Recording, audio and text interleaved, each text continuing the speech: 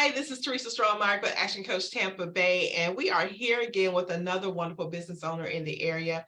Today we're talking to David, and David is going to come on and let you know who he is, what he's doing in the world, and how he can help other small businesses. David, take it away. Sure. Thanks, Teresa. So David Bukovac, I am a founder and entrepreneur in the fintech space, SaaS solutions. We have had a couple of really successful businesses here in St. Pete and Tampa. And right now I'm working on a startup company called xSellerate. xSellerate is a sales platform that helps small companies scale to be larger companies. We work with a lot of founders and technology-focused business owners that may have great technology, but aren't so savvy when it comes to sales. And so we can really help you get into a sales group and scale your business up. Awesome. So what got you into this arena? So my background is in tax, and I did a lot of tax consulting when I got out of college. I was in tax consulting for PricewaterhouseCoopers, and got really interested in software and how software applied to our space. And then I got involved in a startup company that sold tax software in the tax space. And I guess, in scaling out our business, I got really excited about how the sales process worked. And I could see how many technicians were out there that really didn't grasp that there's a process to sales, and it's something you need to focus on and make happen. You can't just sort of let it happen. The kind of idea of like, we'll build it and they will come. Right. Didn't always work. And so, I thought, hey, this is a great place to focus. I love it. It's interesting, and it can help other people. And so that's part of the reason for getting into xSellerate. Awesome. So tell me how xSellerate is different and so that folks really understand, what would you come into their business and help them with? What would you do? Are you creating a system for them? Are you teaching them how to, market and sell? Just give us a little bit more about that. Sure, great question. And yes, so actually, that was really great. So what we experienced, I guess it grew out of my frustration as a CRO, as a head of sales, being in sales, to have a lot of tools, and everybody talks about this, the technology stack in different parts of the business, and especially in sales.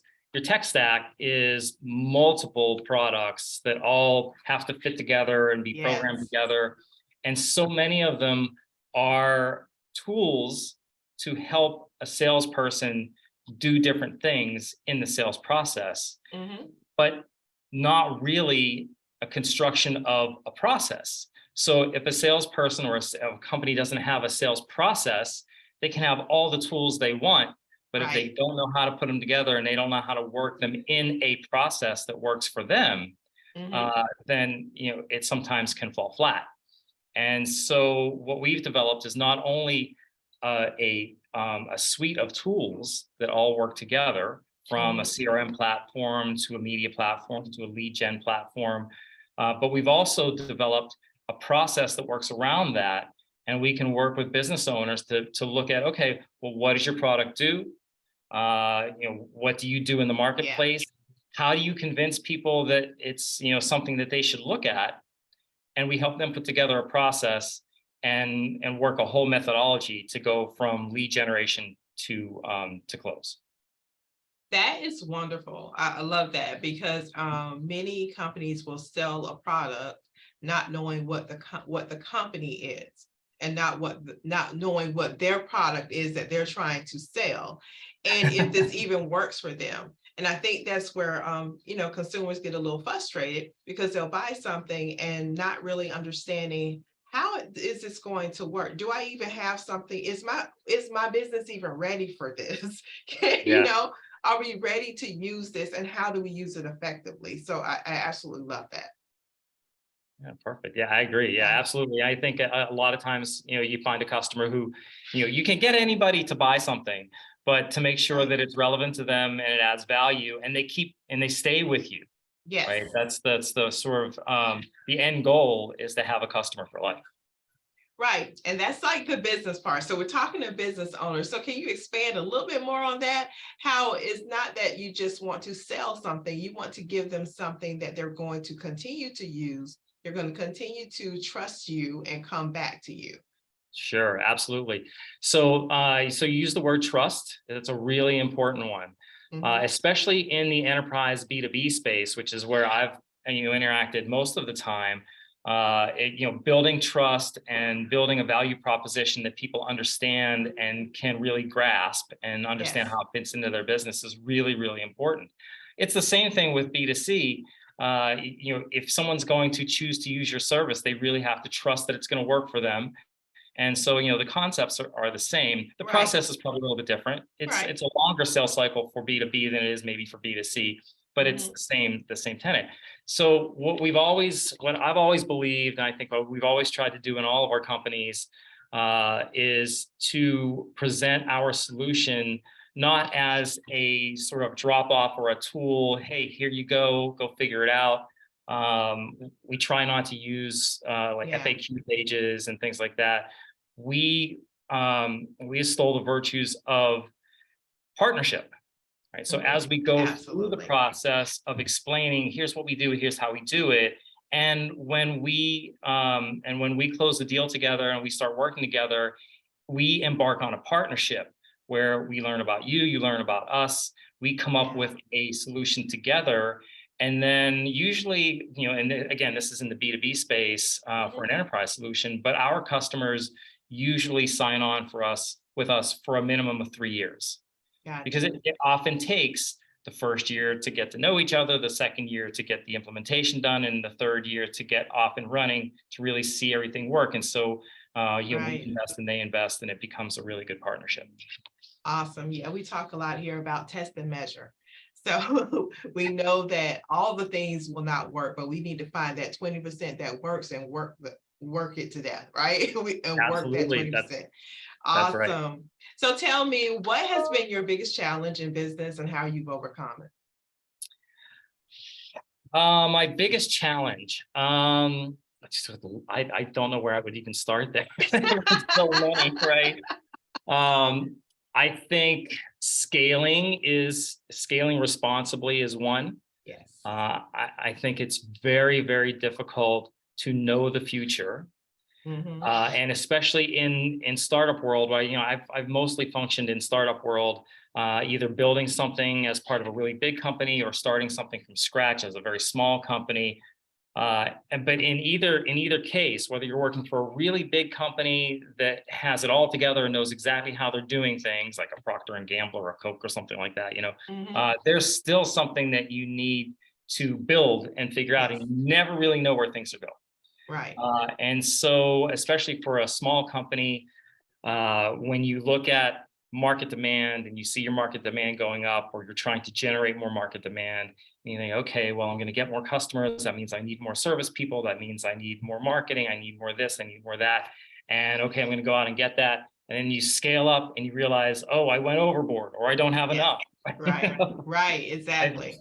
that I think is one of the biggest challenges that continues to challenge me Hmm. every day, and I think challenge a lot of small businesses and large businesses. Yeah, of course. Awesome. So what keeps you motivated from day to day?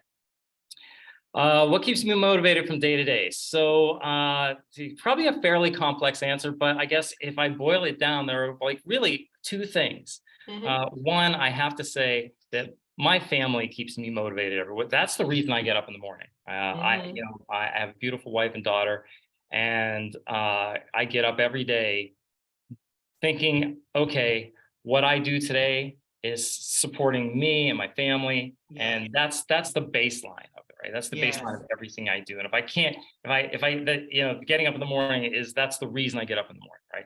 I think what keeps me motivated professionally is a sense of team.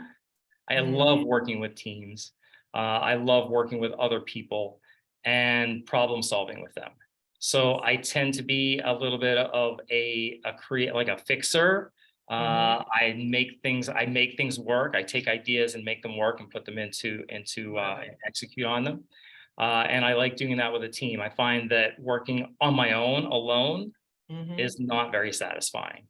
Mhm. And being handed something to go do without any kind of creative aspect to it doesn't Mhm. jazz me either, right? So Yeah. I get very motivated by having a problem to solve and figure out how to make it go work, and Mhm. working with a team of people to figure that out with them. I think that's what Absolutely. motivates me more than anything.